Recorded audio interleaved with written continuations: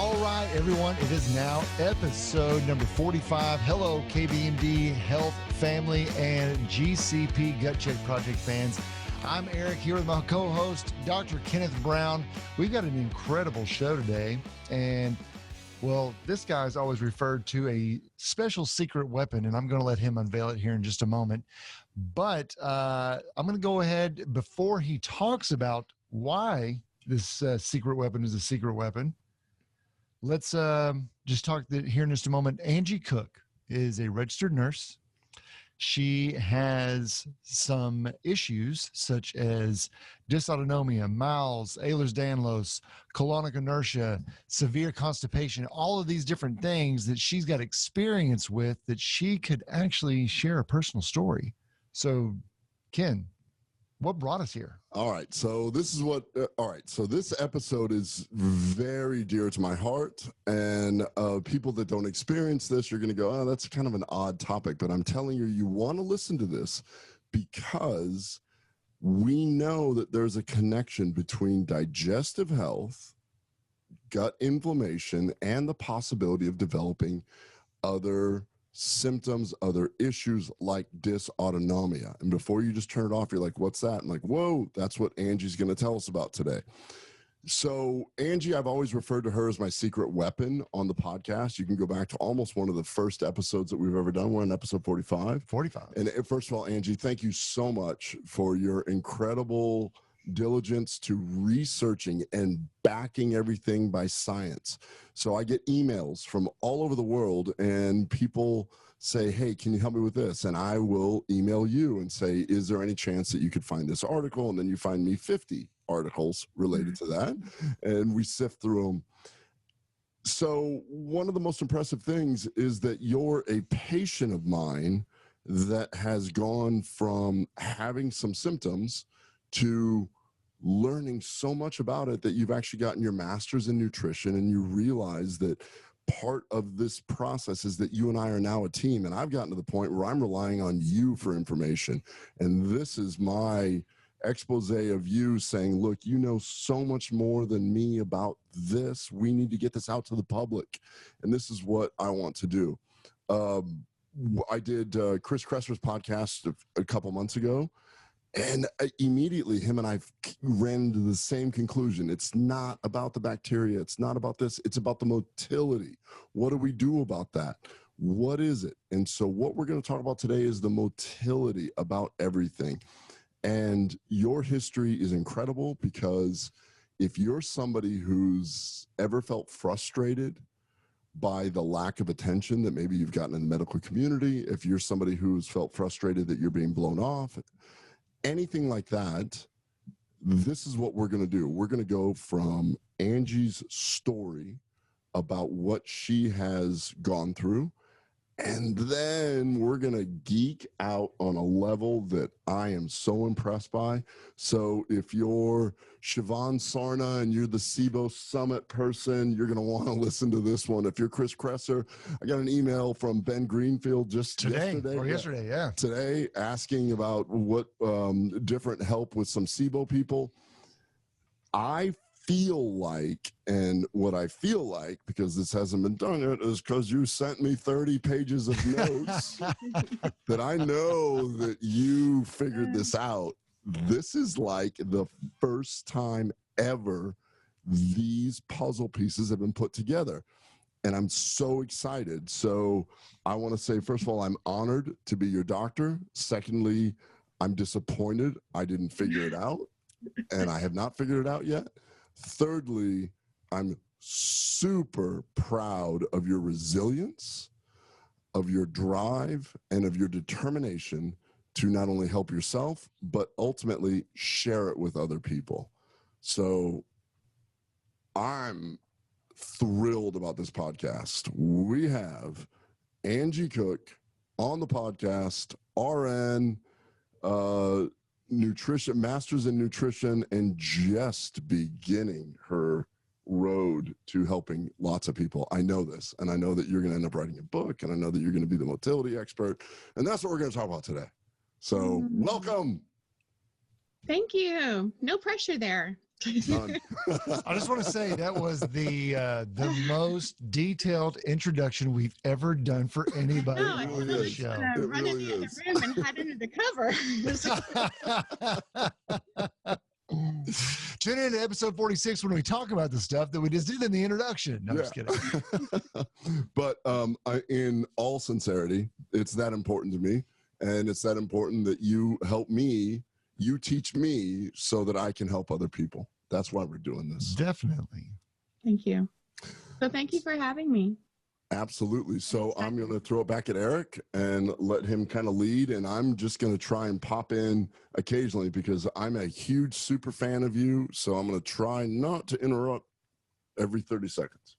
Not a problem. Not a problem. So Angie, whenever we are dealing with issues of motility, not everyone necessarily understands what the problem is. So when you began to experience problems and not really even knowing that it was a motility issue, what did you first experience? And then who did you go to try to find out answers? And then I'll let you take it from there. Right. So to share a little bit about my story, my problem started about 8 years ago. Mm-hmm.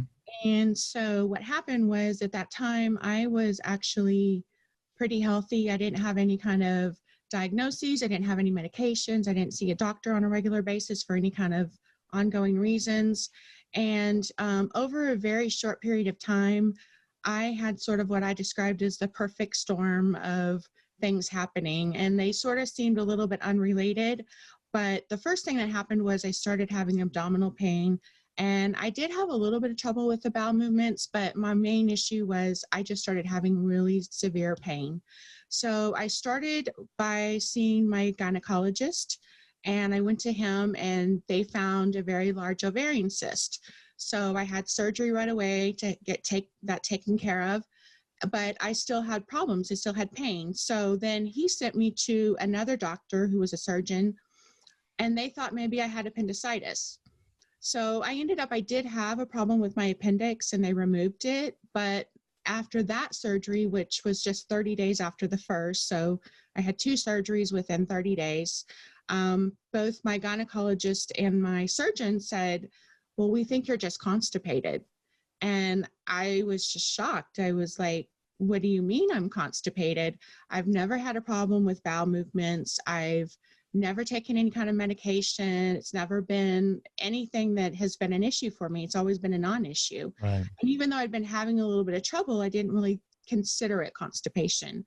And so I found out very quickly that I did have constipation and that the pain was relieved when I took medication.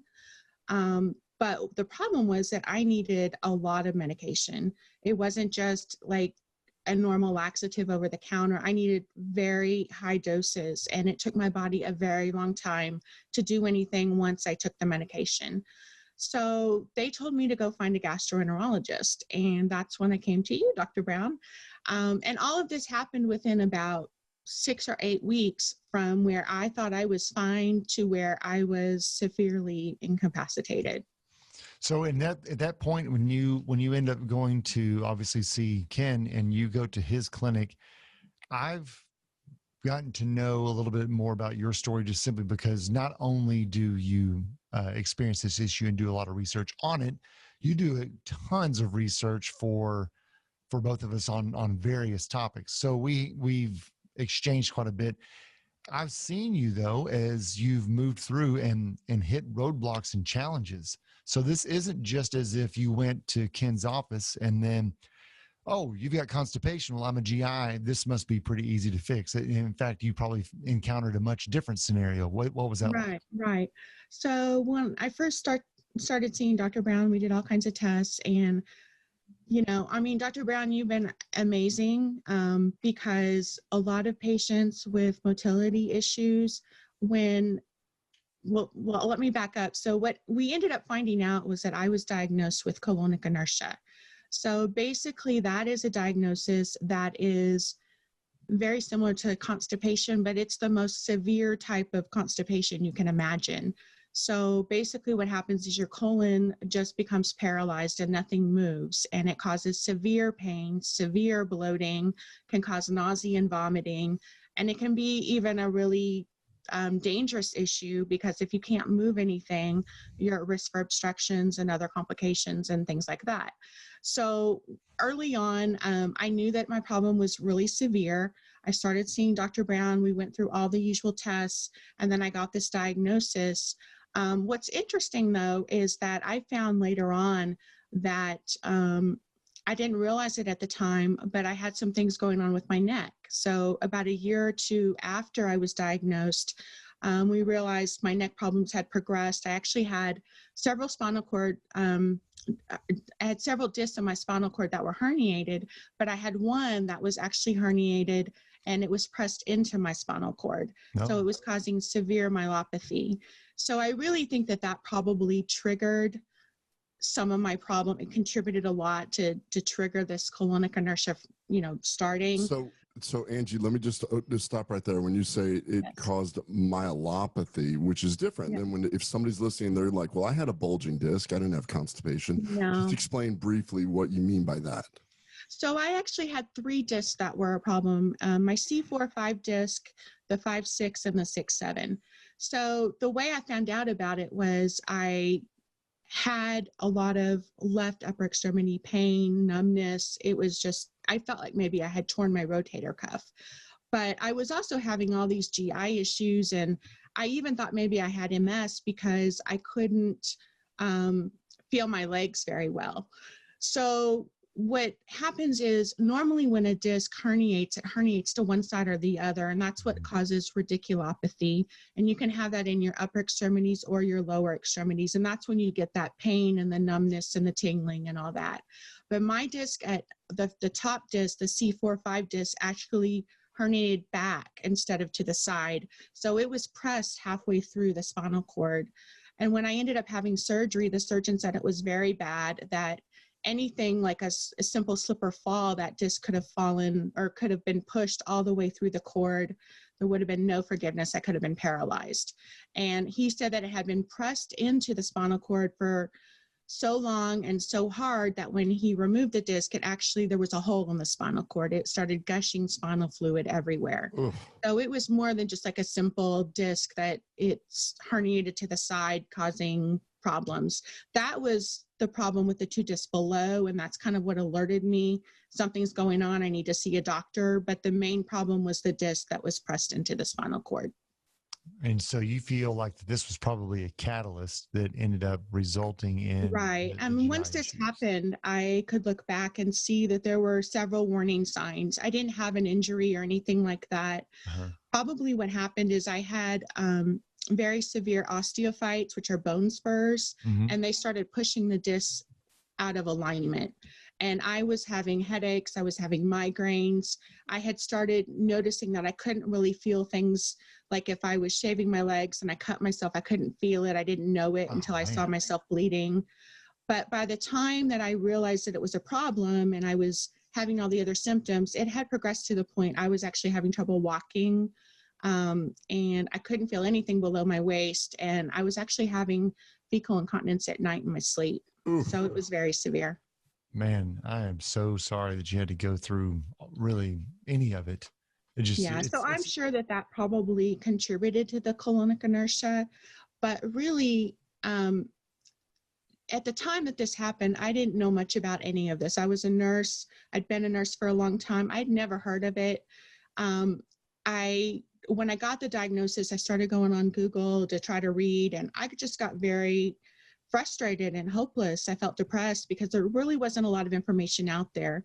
And every time I asked someone, why did this happen? No one could really explain it. They just kind of said, well, we know motility issues happen. We just don't always understand why. So it was very hard. But since then, I have joined several discussion groups and support groups online and met a lot of people. And when I read stories, one thing that I do see is that generally people with motility issues have one of 2 scenarios. They either have always had motility issues that just progressed to the point where now they're severe, or they are like me where several things happened, and it could be different things, not necessarily the same things that happened to me, but several things happened with their health, and somehow those issues are issues that we know can create intestinal inflammation or increased permeability, and that probably caused the dysmotility. So with this, basically a physical manifestation is what we're talking about. And it's very mechanical. We have a disc herniation, and then you're saying that it's, to your best estimation, that ended up leading to the GI issues. And we haven't talked about it yet, but I bet you that you're probably going to talk a little bit about maybe food selections and different things like that was a road that you went down to see if you could correct constipation. It's a very natural thing for people to do. Do you feel like that you were able to get anywhere, and maybe why you weren't? And I'll let you take it from there.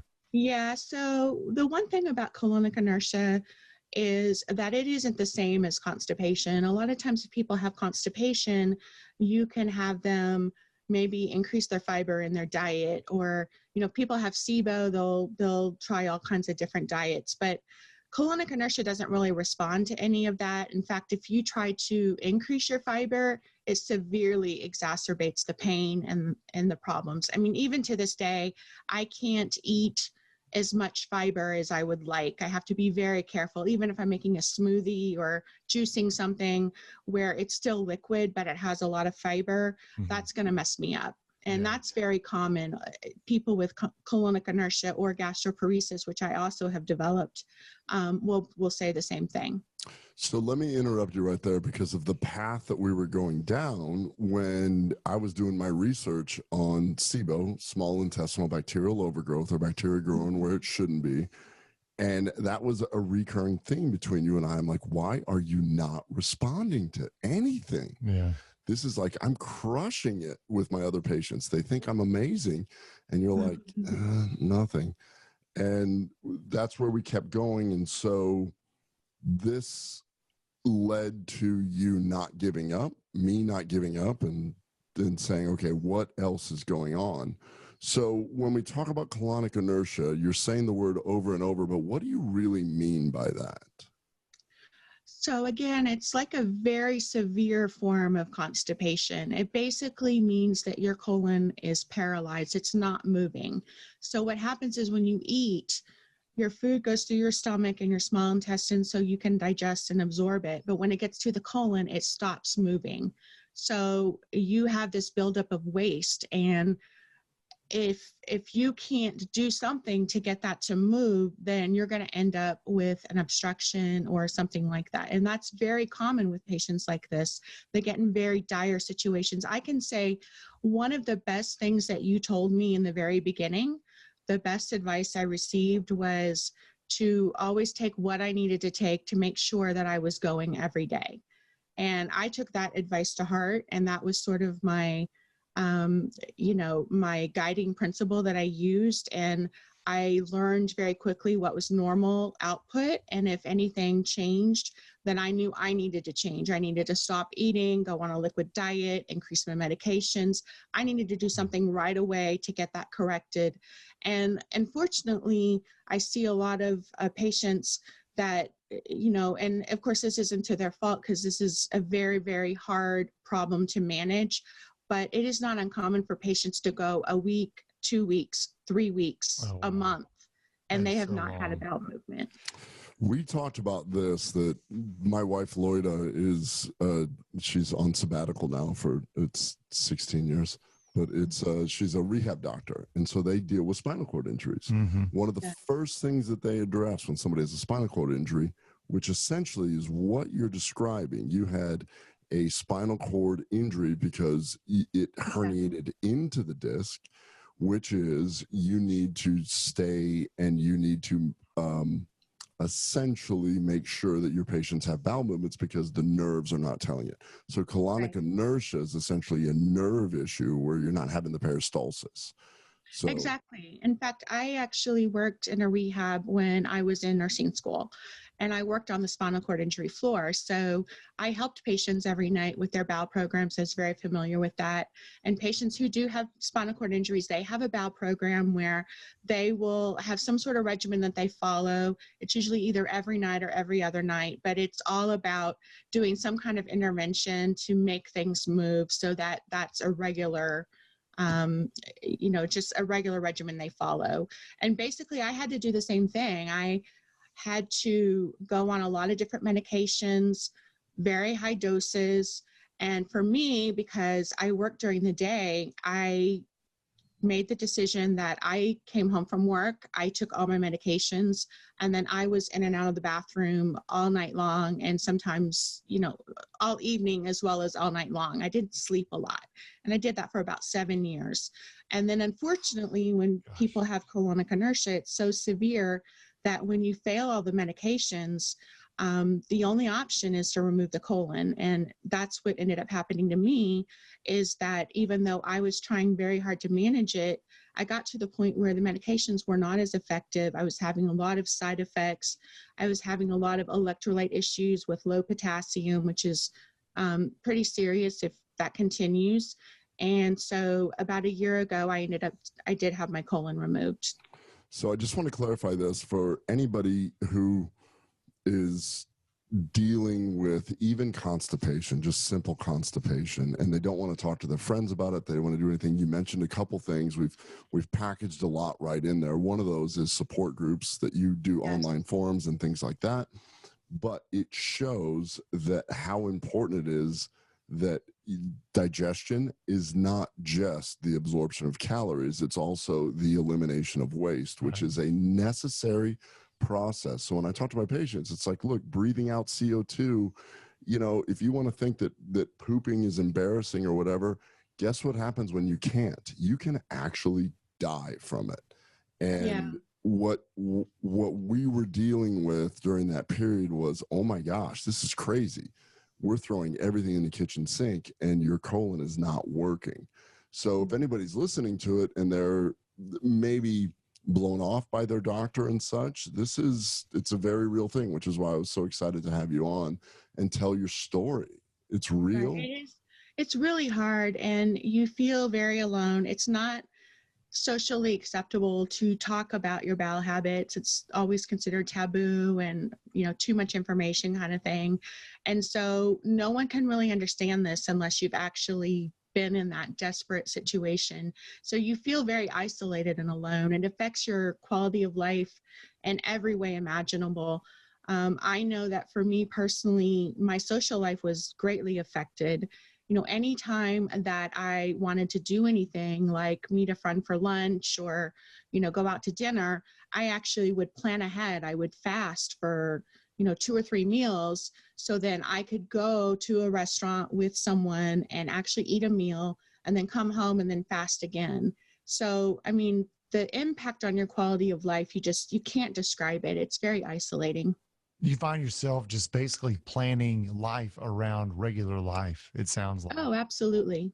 Yeah, that sounds not ideal. So not to fast forward, but what I feel like that you've really done an excellent job at summarizing is that the traditional way for you to try to find relief for constipation, which would be increasing fiber, making certain that you've had enough fluids and the normal things that we would tell most people if they're having a constipation issue, just choose better food. Essentially, it obviously wasn't working for you.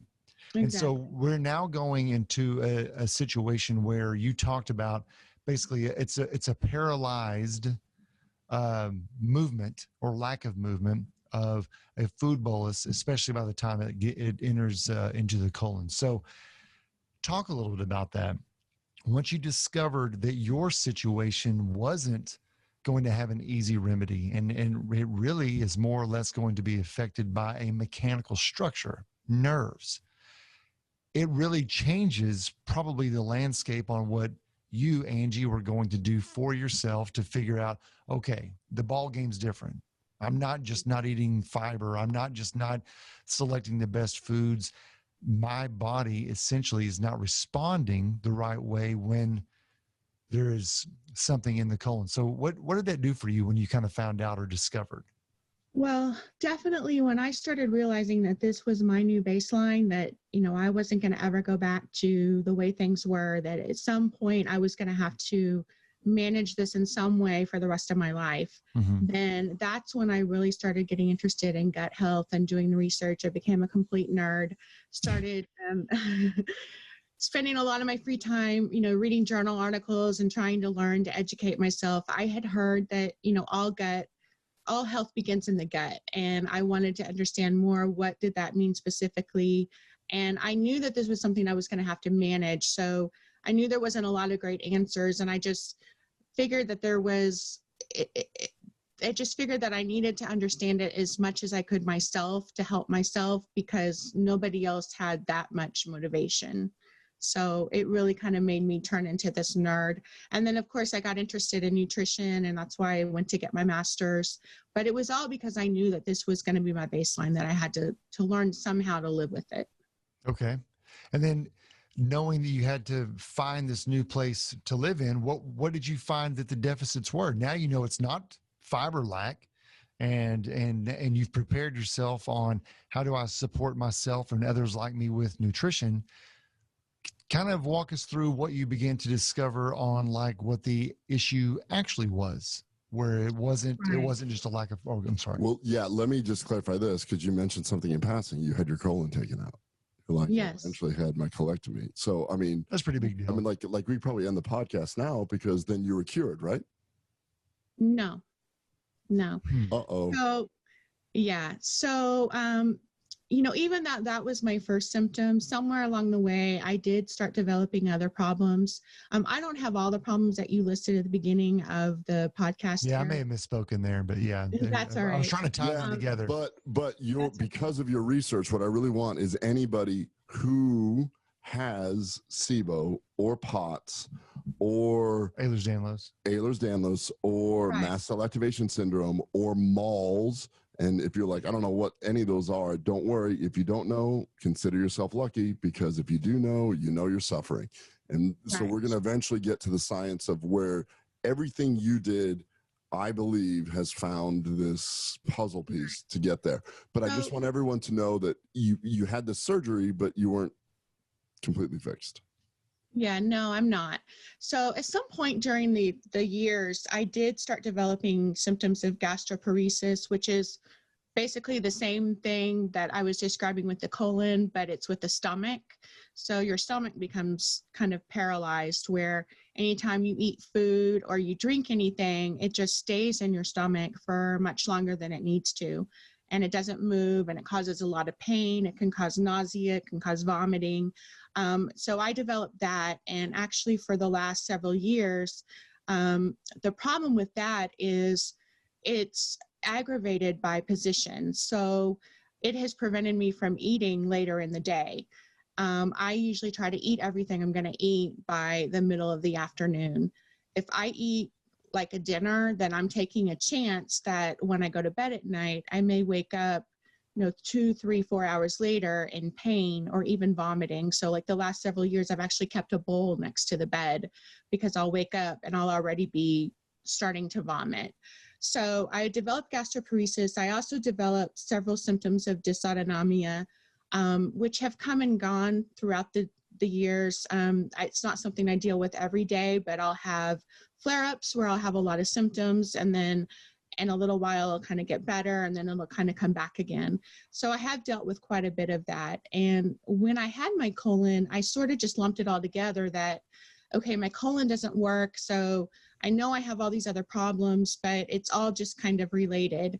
And then when I had my colon out, obviously that part got better, because now I don't have a colon. I don't have to take as much medication. I'm not, having to do the things that I did before, but I still have the gastroparesis. I still have some overall slow motility in my stomach and my small bowel. And I've had issues with dysautonomia off and on this year. I've learned more about dysautonomia and really recognized that there are some symptoms I've had that I never recognized before. Can you define dysautonomia? Just tell everybody what that is. Dysautonomia, basically your autonomic nervous system does everything in your body that you don't have to think about. So it controls like breathing, heart rate, your digestion. Actually, gastroparesis is considered a symptom of dysautonomia. But when you have that, one of the things that can happen is I've had POTS type symptoms. So the definition of POTS is basically postural orthostatic tachycardia syndrome, which all that really means is that when you stand up, your heart rate goes way high. But it's really more complicated than that. What happens and what it's like for me is I can be sitting here where I'm at right now, working, doing my job, and I have a little pulse ox. So I'll check my heart rate. It'll be in the 60s. And when I'm having a flare up, I can get up and I can walk to another room in my house, get a drink of water, come back, and I will have felt like I had just ran a marathon. When I check my heart rate now, it's gone from 60 to like 130, 140. And you just feel like you're swimming underwater, and it'll stay high for maybe 30, 45 minutes. Wow. Another symptom is heat intolerance, which I've also had for several years, but had several episodes this year where it's not just been that I'm uncomfortable when it's hot, but my temperature actually will raise. It'll go higher several degrees, and then my body can't cool itself off. So another problem that goes along with that is people with dysautonomia will lose the ability to sweat. So when I realized that, I'm thinking back, I don't remember the last time I sweat. So that kind of goes with the heat intolerance. When you get hot, your body can't cool itself off. And, my face will get red and my temperature will go up, but my body can't cool itself back down to normal temperature. Things like dry eyes, dry mouth, dry skin, I have all of those almost every day. And those are all because the autonomic nervous system controls all your glands and the way that it functions. And when you have dysautonomia, you can have problems with that. Is there any people with dysautonomia that have worse symptoms that are life-threatening? Oh, absolutely. You can progress. It can be very severe because you can't regulate your heart rate or your breathing. So there are people who have it much worse than I do. The other part of POTS is that there are people who struggle with dehydration on a daily basis and require IV hydration every single day. Along with that, you can also have symptoms. Just taking a shower can be overwhelming to your system and it take a long time to recover from. So yes, it can progress to where it's life-threatening. So just by description and a little bit more technical, the symptoms that Angie's describing, that you're describing, Angie, is just, it allows me to think of, on the autonomic nervous system, we're really talking about one side that's really becoming deficient. That would be the parasympathetic side of Absolutely. the autonomic nervous system. So of course we've got fight or flight, and then we have rest and digest. We really depend so much on rest and digest, really more for better function throughout the rest of the day. And when that is not being, in tuned, if you will, for the better part of the day, we can suffer like this, and our glands don't work, and we don't sweat when necessary, and our heart rate does race. So, it unfortunately, it does seem like it all comes back to one side. And from all of the notes that you sent over, it seems like that's what you spent a lot of time drawing the parallels and tying it back to one specific source. Do you want to kind of go down that road? Sure. So, like I said, I had my colon removed about a year ago. And then when I had that done, and then I started realizing I still had problems, that's when I started thinking, okay, these problems are continuing. I need to start figuring them out. So I started researching different areas, and I'm going to kind of say it's almost like an onion. So like when you start peeling back one layer, then there's another layer, and it just kind of keeps going. But the first thing I started looking at was small intestine dysmotility. And I actually found several studies where the researchers used the model of a postoperative ileus to study what small intestine dysmotility is all about. So when you have surgeries, particularly an abdominal surgery, the intestines are manipulated. And if you're having intestine surgery, then of course they're cut, and your body perceives all of that as an injury, and it creates inflammation. Sure. So what I learned was that in all these different studies I looked at, that inflammation always causes pro-inflammatory cytokines to be released, which you want your body to do that whenever there's inflammation. But specifically what I found is that even though there was a number of different cytokines that were released that were creating inflammation, that all of them seemed to downregulate acetylcholine, which when you're talking about the parasympathetic nervous system, that of course is controlled by the vagus nerve, and you need acetylcholine for the parasympathetic nervous system to function. Right. And so as a result of all those cytokines downregulating acetylcholine, then the person developed an ileus, which is basically your small intestine is going to freeze up, it's not going to move, and you have dysmotility. But then in all the studies I read, what I found is that the researchers were looking for a way to reverse that. And so they were using different medications, and all of the medications they used reversed the ileus. And even though I found like 3 or 4 different studies and the medications were all different, the common thread was that all of the medications had a mechanism of action that actually increased acetylcholine. So that kind of was an aha moment for me, because I realized there's a connection between inflammation driving these pro-inflammatory cytokines, which can cause dysmotility and down-regulate acetylcholine. But if you can replace the acetylcholine, or you can somehow increase that, then your motility can be restored. So this is where I feel like I may have failed you 8 years ago when your inflammation started. If we describe it as a nerve thing from your neck and you change the motility of your intestines, then it is quite possible that, let's say, a bacterial overgrowth, a SIBO, creates low-level inflammation. And so your cells that protect us go, that's not right. They start sending out what you're calling inflammatory cytokines, which just mean your immune system has a very complex process where it says, we need to recruit more cells, we need to do this. And they start sending out these different cytokines like TNF alpha, which that's tumor necrosis factor, which is good if you're fighting a virus or a bacteria or you're doing things. But it actually, you found some great studies on how some of these cytokines have a direct effect on acetylcholine. Can you get into that? Right. Yeah. So, well, first, let me explain another part of this that I found that's really interesting and that adds really some important information, is that when I was looking at gastroparesis, I found a couple different studies that were describing how gastroparesis, and let me back up for a moment. So gastroparesis is basically when your stomach is not functioning, and it's a nerve problem. But most doctors identify gastroparesis as being a complication of diabetes, because in diabetes, what happens is that you can have nerve damage.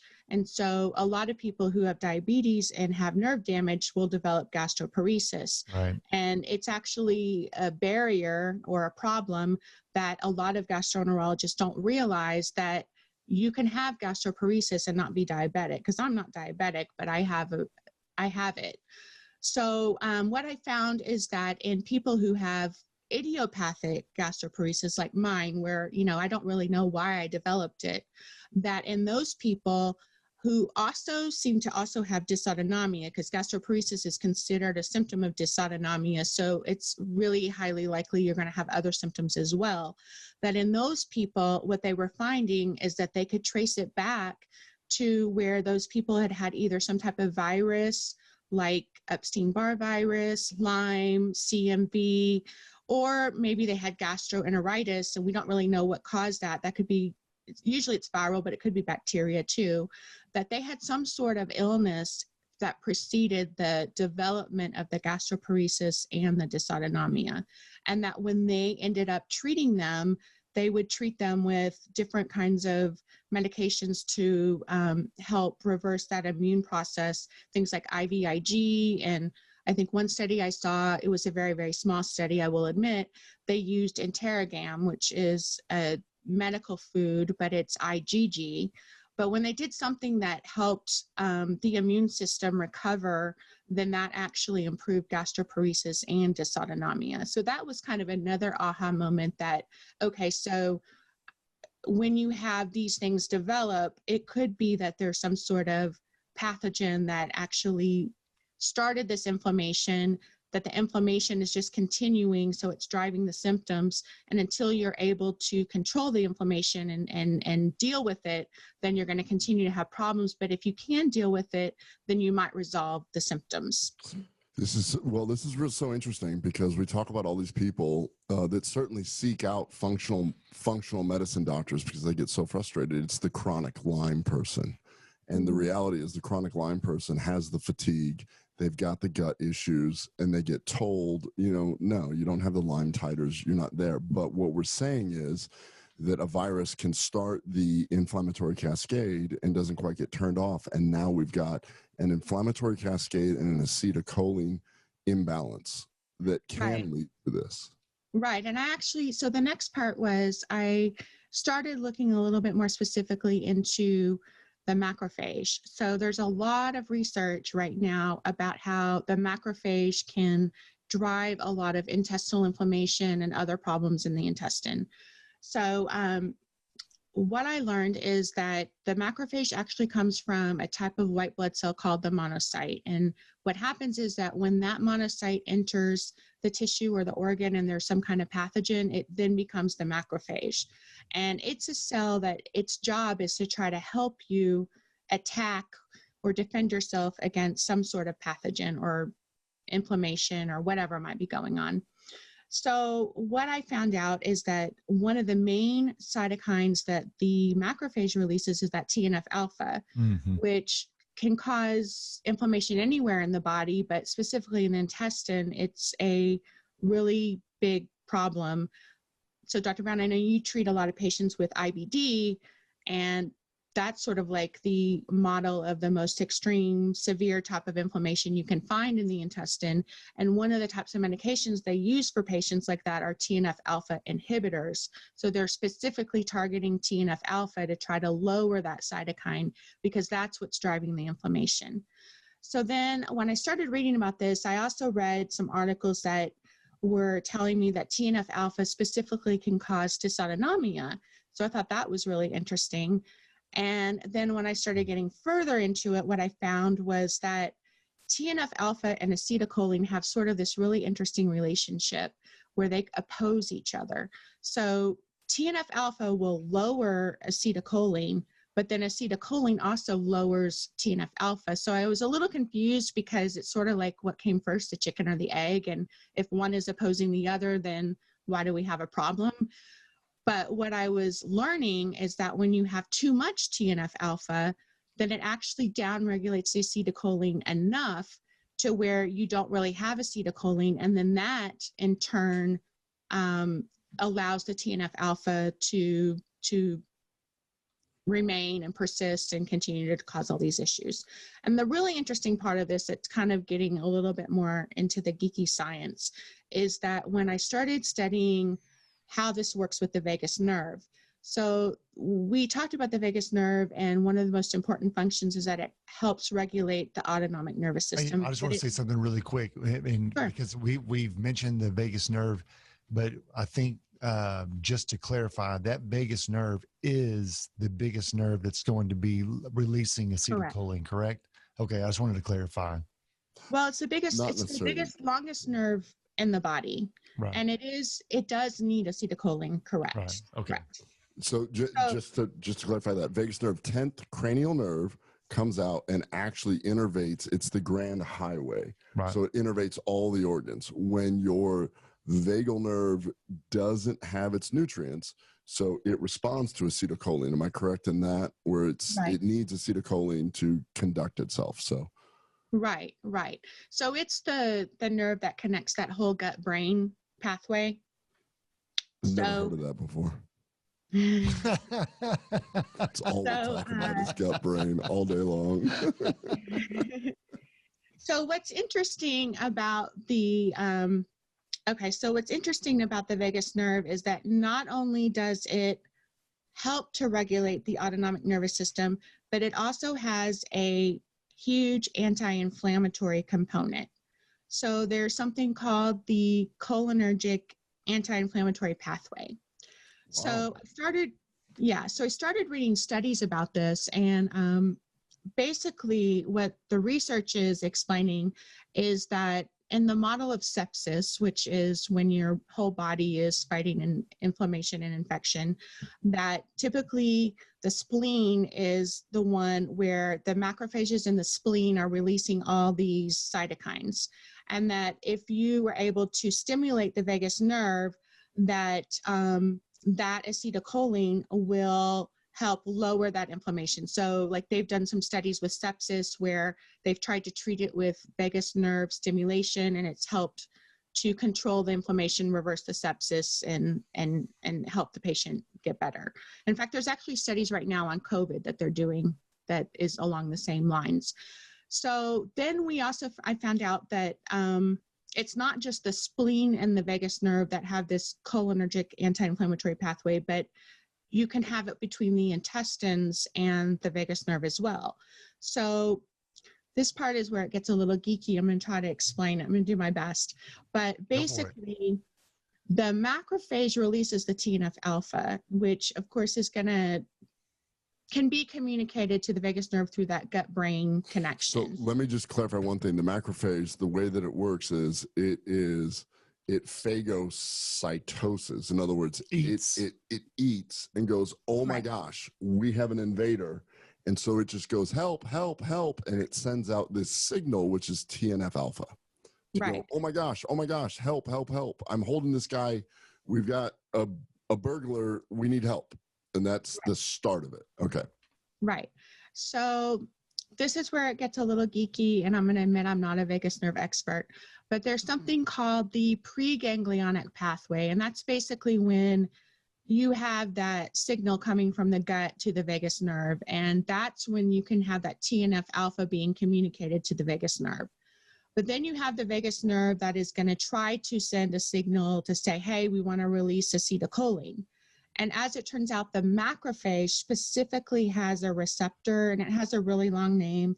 It's the alpha-7 nicotinic ganglionic receptor, or acetylcholine receptor, something like that. It's a very long name. But basically what it is that it has a receptor that specifically is sensitive to acetylcholine. So if acetylcholine is released, and if it is, so that postganglionic nerve is going to be really close to the organ and really close to the macrophage. If it's going to release acetylcholine and it lands on that receptor, then it's going to tell that macrophage, okay, stop with the TNF alpha. Everything's okay. Lower the inflammation. Be okay now. So a negative feedback loop where the vagus nerve tells the macrophage, chill out, we got this handled, is basically what it's saying. Right. Through this anti-inflammatory acetylcholine receptor-like inhibitor thing or whatever. Correct. Okay. So what's really interesting, though, that is if you have too much TNF alpha, then you don't have enough acetylcholine to oppose that. So then you can continue having all this inflammation.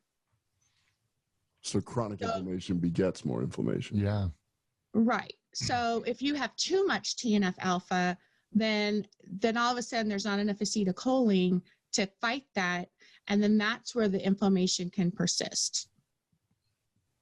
It's almost, go ahead.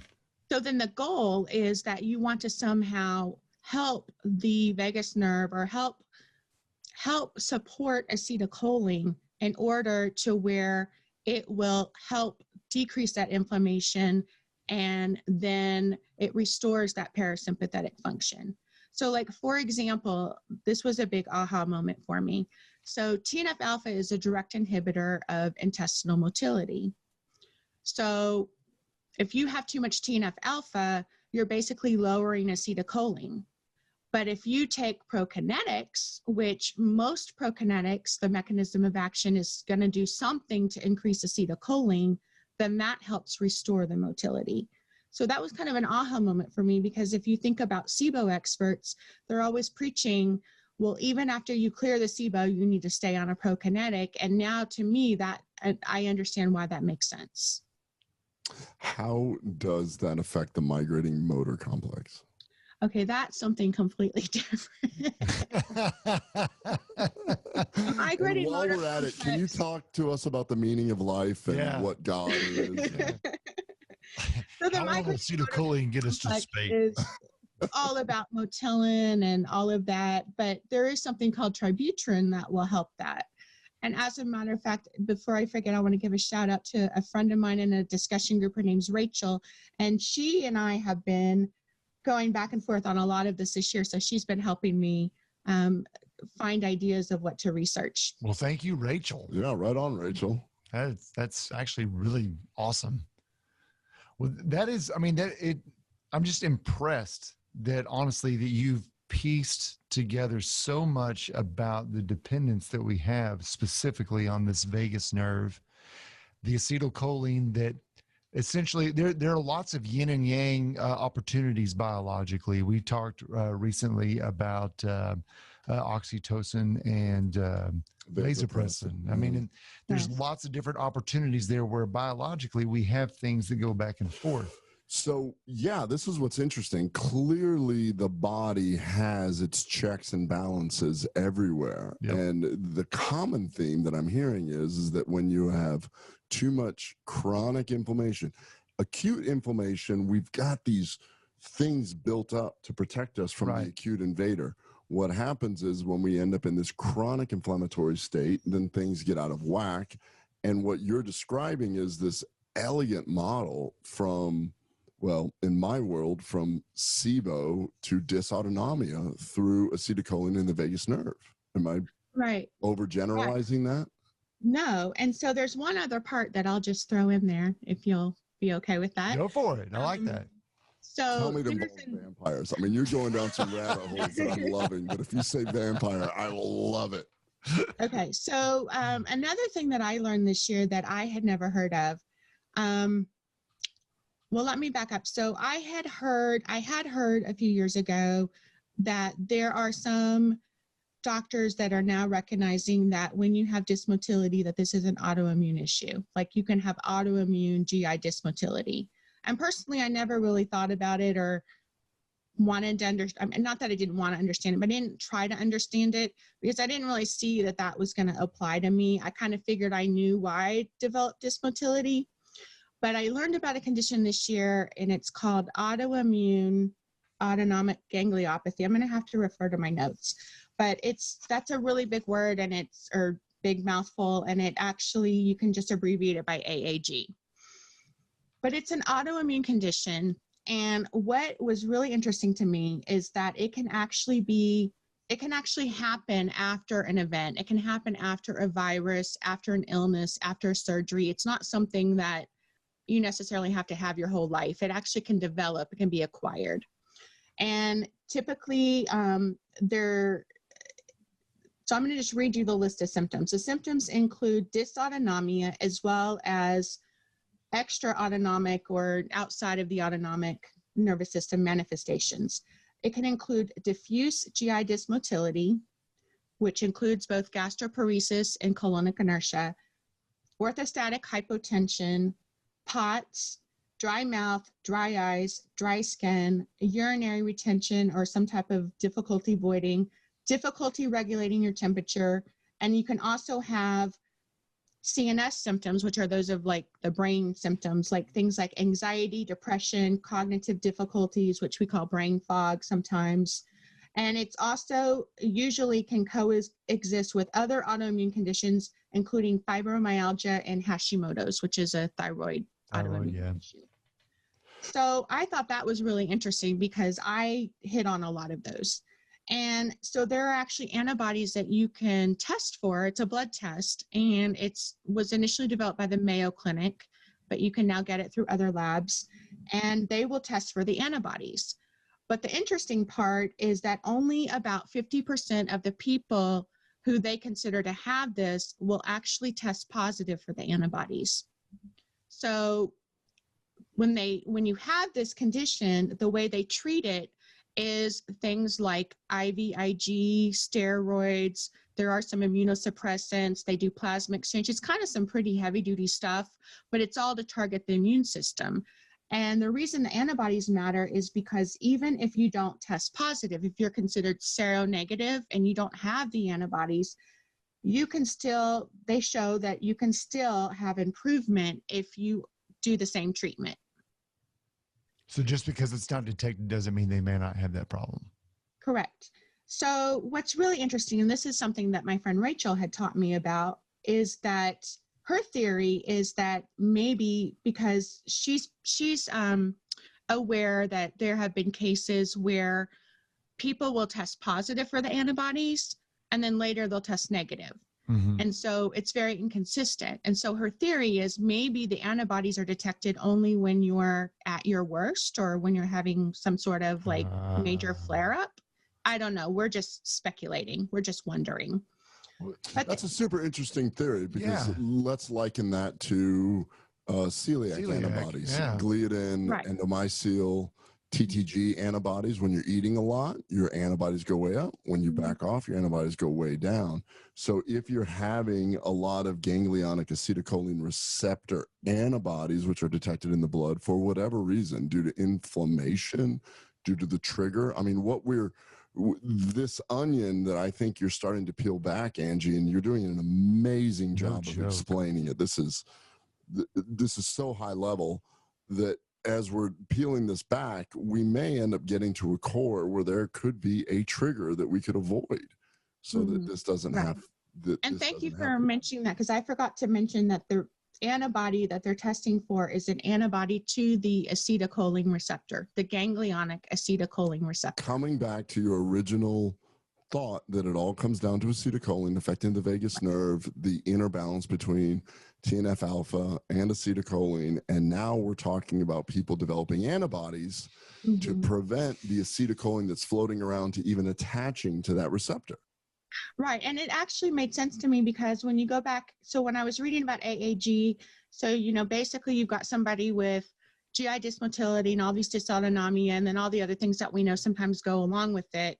And they're treating it by things like IVIG or plasma or, you know, some sort of immunosuppressants. It kind of went along and was consistent with the studies I found on gastroparesis, where they're saying that this is triggered after a viral or possibly bacterial illness, and that it triggers the gastroparesis and the dysautonomia. But the way they treated that was also with IVIG and things like interrogam, anything that was going to help reverse that immune response.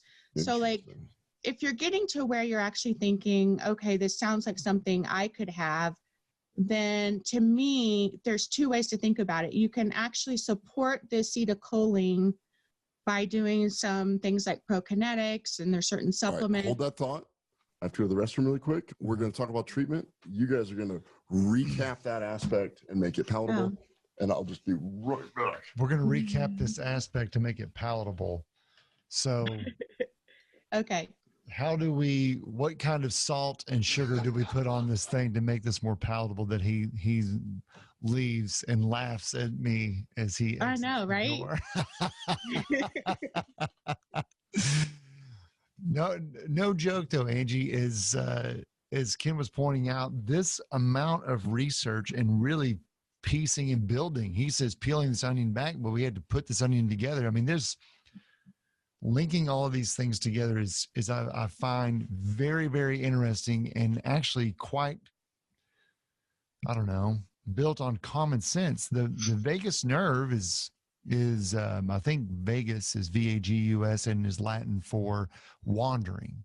It's not VEGAS. It basically means it's everywhere. And our parasympathetic nervous system is essentially run by that 10th cranial nerve to basically keep everything in check for us. So you piecing this together and finding all of the common pathways back to how it relates to your situation. And yeah, it is a gut paralysis issue, but it seems like that we've simply just lost the autonomic function of one very delicate yet incredibly important nerve, which services everything throughout the body. And you've been able to not show us that, yeah, these are symptoms of something that's failed, but this is what's happening, and this is how we can actually overcome it, because no one's ever talked about how do we build back kind of this wall that's fallen down. Lots of times, I think people are just kind of shoved to the side because you don't always have somebody in your corner to help out and work through that problem with you. Is that right? Exactly. So palatable was the wrong word. Did you guys choose salt, Lawry's? What'd you do? It tasted great. Yeah. While you were gone, the conversation. I can't talk about parasympathetic this long without my bladder going, I'm parasympathetic. I gotta go. Like, okay. So the really cool part is you put a lot of thought into potentially helping this process. What are your thoughts on this? And you're not being held to it because this is all there's not enough research out there, which is probably something that we got to figure out as a team what to do. So what are some different things that you have found to try and help increase the acetylcholine? So I think, first of all, prokinetics. And I know there's a lot of functional practitioners that want to hear about what kinds of things to try, but all of the prescription prokinetics actually work by increasing acetylcholine, with the exception, I think, of erythromycin, which is the MMC. But I think that's important because that'll help promote the motility. And now that I understand kind of why acetylcholine is important for motility and then how it can be impacted by things like inflammation, then that makes me understand even more that those prokinetics are important. I actually also found a supplement this year called huperzine.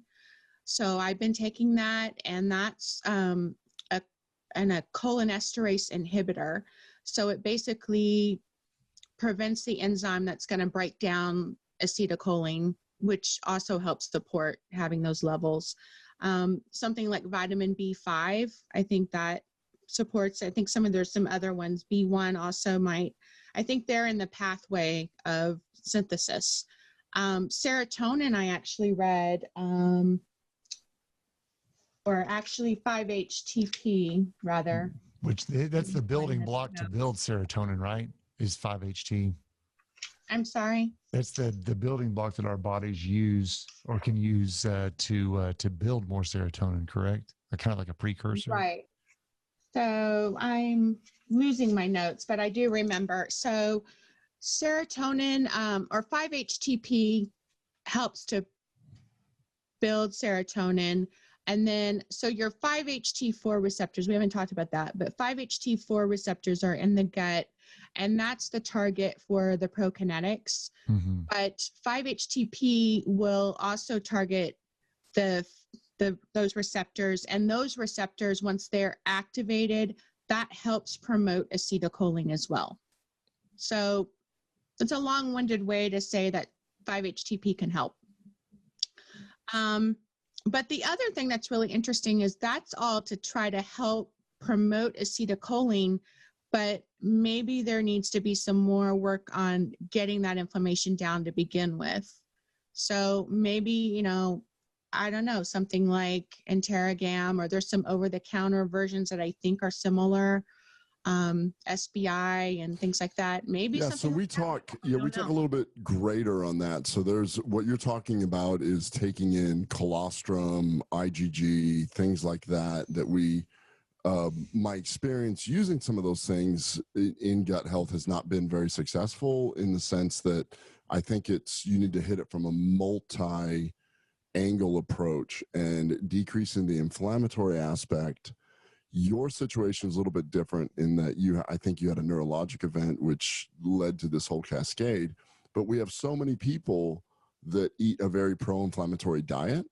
And if you're listening to this and you're waiting in line in a fast food restaurant, in a drive-through or something, please understand that when you have that high fructose corn syrup, or you have those polyunsaturated fatty acids like corn oil and soybean oil, that is a pro-inflammatory thing that could potentially lead to some intestinal inflammation, which then leads to a macrophage getting turned on, which then leads to TNF alpha being spread around, which then leads to acetylcholine dropping. And oh, wow, Angie just figured out how intestinal inflammation can lead to POTS, dysautonomia, which is something I treat so many patients with this, and I share patients with a well-known doctor here in town, Dr. Suleiman, who treats POTS. We share these patients.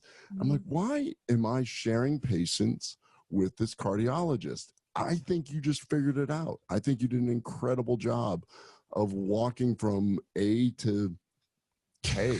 Yeah. And I think we can go from K to Not to Z. see. Yeah. Yeah, I we're don't going to have go all from, the answers, but it has been very eye-opening. it's incredible. But it just simply makes sense. We've been talking, and Angie, you've helped us with the research on some of the other shows we've pieced together. But high fructose corn syrup, soybean oil, safflower oil, all of those different ingredients, unfortunately, they get subsidized, which means that they are in everything. We've seen these numbers of people who've dealt with just various GI issues. And unfortunately for Angie, hers is definitely one of the more extreme circumstances, but it just comes down to, where is all of this new inflammation coming from? Why is the American Western diet such a culprit? And it's not just because people just want to eat. These substances inherently could just be bad and perpetuating this inflammation that you're trying to run from. And if you can't recognize, just like you said, Angie, we need to find out what's causing the inflammation, because we can keep trying to patch it up, but if the flood keeps coming in, it's going to hard Right. to I get actually out. started looking at TNF alpha. One thing, I'm not an expert, but I know that there's a lot of research about toxins in our environment and how they can impact you.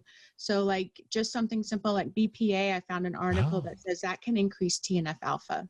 Yeah. So, I mean, I'm guilty of it. I drink water bottles all day long, but maybe that's something I should rethink. I don't know.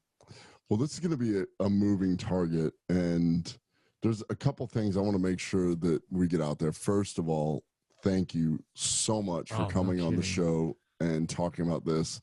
I believe that this is just a high-level introduction to a lot of things that I'm trying to wrap my brain around, and I can only imagine that it's a lot of information for people to try and grasp what's going on. But for those people who are struggling, this is a huge, huge opportunity to at least start heading down a different path, which means, and that path I'm talking about is many of my own colleagues, gastroenterologists, I get second opinions all the time where they go to a doctor and they say, I don't believe in SIBO, here's an antidepressant.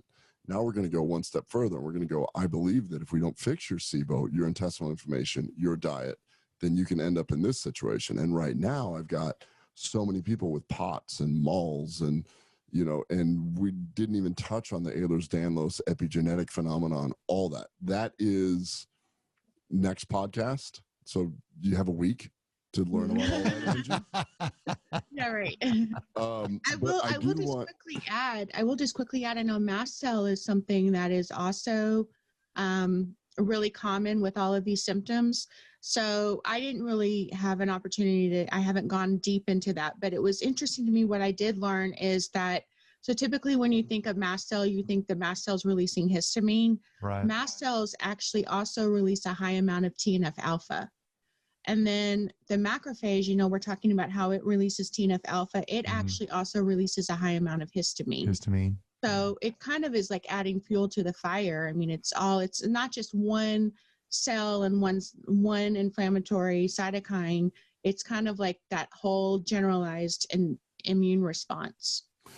So I want to encourage anybody who's listening to this that even if it didn't quite fall into your wheelhouse about what you have, but if you know anybody who has bloating or digestive issues or autoimmune issues or anything related to POTS, dysautonomia, or SIBO, share it with them, because this is a community that, Angie, you're involved in multiple support groups and you're crushing it right now. And I feel like your life struggles are going to make a difference in hundreds of thousands of lives. And I appreciate you not giving up. I appreciate you saying, I'm going to learn more about this, even though I got a bucket next to me for the last 7 years that I vomit in when I don't time things right, because these nerves don't work. I think that's, number one, very brave of you, really cool.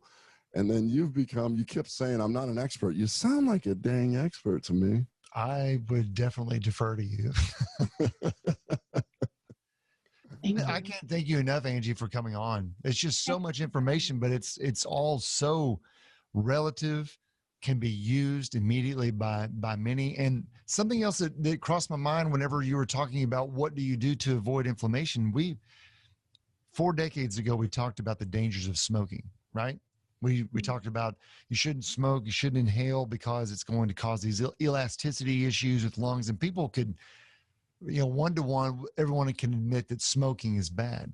Well, not understanding the dangers of the things that are coming into our food and causing the types of long-term inflammation, that's the new problems of like smoking. Because now what Angie's doing is showing us that you have to get the triggers that are causing your chronic inflammation under control. Or just like you said, Ken, someone that has IBS or SIBO, if you don't address it and we don't find out what it is while we're trying to get your acetylcholine back into balance, and you continue to have these inflammatory episodes, you may find yourself with a much, much more severe situation. Yeah, I guess that's the thing I want everybody to take away here is that just because a doctor pats you on the head and says you'll be fine, we're now showing that if you leave the chronic inflammation going, no, not only does it lead to possibly the typical things that we talk about chronic inflammation, which is cancer and autoimmune diseases, but this kind of stuff, which is life-altering, debilitating, shut you down, make you depressed, make you isolated. And it takes, quite honestly, a hero like you to just step out of that and go, no, I'm going to talk about it. Definitely. We're going to throw it out there. So thank you very much, Angie. Thank you all for taking the time to dedicate to talk about this. I feel like I'm very passionate about motility disorders. And one of the reasons I am is because when you talk about digestive health, there's a lot of attention about IBS or IBD, but not many people talk about motility disorders. They don't really know what it is. And when you're a patient, it's very isolating. And so I love any time that we can do anything to promote awareness. So your notes for the podcast would make an incredible publication. Yeah, they really Just would. saying, I think that we're going to have some people. If you want Angie to publish this so that you can digest it in a journal and make it formal so you can walk into your doctor's office and slap it down and be like, look, that's me. I'm telling you. This was like months of research, just doing it and then coming back and then doing it again and then kind of revisiting it all. It takes a long time. Isn't that interesting? Because the articles that you send me, we'll look at stuff and I'll look at 50 pages of references and you're like, this person put their life into it. Right. And that's what it takes when somebody gets passionate enough like this, that you just go, no, I'm going to put this out there. And the first step is just talking about it a little bit superficially like this. We didn't even nearly get into the detail that you have in here, which is awesome. There's like 5 podcasts in these. There's notes. like 5 podcasts here. Yeah. And so hopefully hopefully Chris Kresser will listen to this and he'll have you on and then you can go into more detail with him. His audience is a little bit different. And then you just keep working your way. And then next thing we know, we see Angie on Good Morning America discussing the components. I don't think so. Well, who knows? Because I think that there's a lot of people who could just simply be helped by this. And not only that, I think there's a lot of researchers who will probably see this and say, that's the connection that we need to make. And ultimately, this whole show isn't just about learning and sharing experiences. It's about helping people. And that's, we start moving away from, let's use osmotic laxatives to, let me check to see if you have AAG. If you do, now I know that we need to increase your acetylcholine. And if we do that, we need to first make sure that you do not have a chronic inflammatory state and do not have increased levels of TNF alpha. That's right.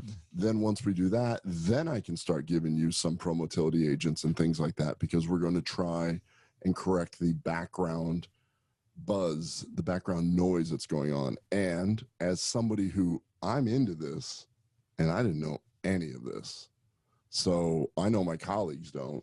There's probably a few people at the Mayo that work in the motility clinic, and some people at Northwestern, and a few people that I've read some stuff, but they aren't going into this kind of thing. Like, no. I think you have a moral obligation to put this out there so that other researchers can then run with it and say, didn't see it from that angle. Yeah. Everybody gets so myopic in medicine. I mean, they just sit there and you're like, this is what I'm looking at. And you forget that it's more than just the thing they're looking at. And I'm guilty of that 100%. Having doubt in yourself and being open to other ideas and angles is the key to medicine. It's the key to growth, human growth, not just in medicine, but in love and relationships and everything. Submit your questions to Dr. Kenneth Brown about love and life. And I will forward them immediately to Angie Cook. Well, Angie, thank you so much. I think that's going to do it for episode number 45. And this is definitely not our only show with you, because I have a feeling it won't be that much longer until we're going to build out another podcast out of just another great angle of some of the information you've got. I'm hoping that once we start sharing this with some of our audiences, that they'll come up and go, okay, yeah, let's talk about, okay, so now I'm like that. Now do a whole show on how to fix the problem. Definitely. So, but I think that you telling your story is very, very genuine. It validates where you come from. It gives hope to other people. And I want to thank you for being so candid about it. Thank you for having me. You bet. Thanks, Angie. All right. What episode was this, Eric? 45. 45. Please like and share. Gut Check Project fans, we appreciate you joining us today. Special thanks to Angie Cook, registered nurse and master's in nutrition, for joining us today and sharing her just incredible journey, her story, and most of all, her research and her willingness to look out for others. So. Absolutely. So please email us and tell us to make sure that Angie publishes this. See you next time. Bye, everybody. All right, bye.